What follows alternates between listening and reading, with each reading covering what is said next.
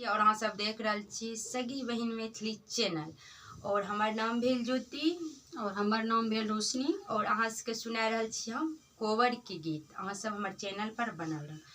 लाले रे कोबर के रंगों ने मालिन भेल उठो पिया गेल परदेस यो लाले रे कोबर के रंगों ने मालिन भेल उठे पिया गेल परदेस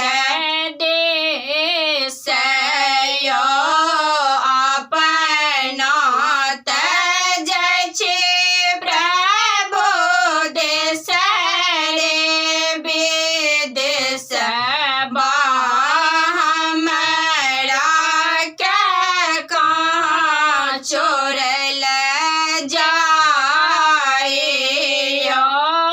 नाहे राम छोगे सोहबे माए बाप सहोदर भाई ससुरा में लक्ष्मण दिया रे यो नहीं काज देत प्रभु माए बाप सहोदर भाई नहीं काज लक्ष्मण दिया रे यो आहे प्रभु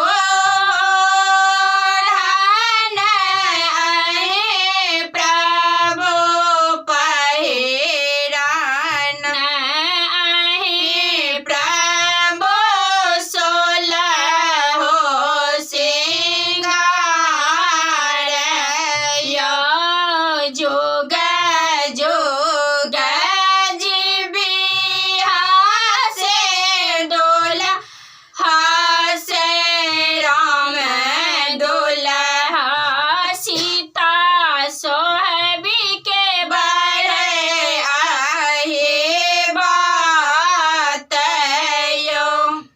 अहाँ सबके केहन लागल कोबर के गाना? अहाँ सबके जब नीक लागल है तो अहाँ सब जरूर कमेंट में बताब और लाइक सब्सक्राइब हमर चैनल के जरूर करब। हे दीदी कनिटा हमरो सब पर ध्यान दियो।